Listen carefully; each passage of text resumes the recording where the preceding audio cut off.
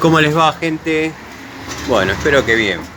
Nuevo video de Siciliano en su taller, ya cerrando un día más de trabajo con esta instalación de gas casi terminada. Me faltaría conectar esa estufa, pero quería que vean el recorrido que le di.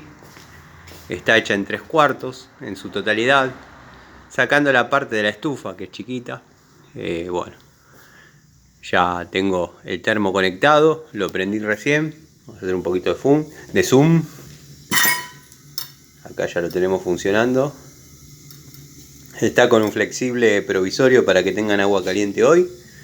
Así que bueno, el caño viene por ahí, pasa por ese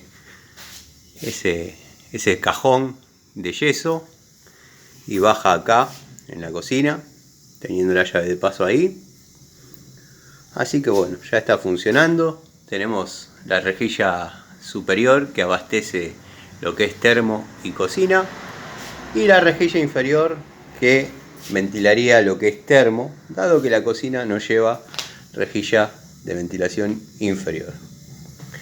Así que bueno, gente, los dejo. Espero que estén bien y nos vemos en otra charlita esta noche en el taller. Les mando un saludo.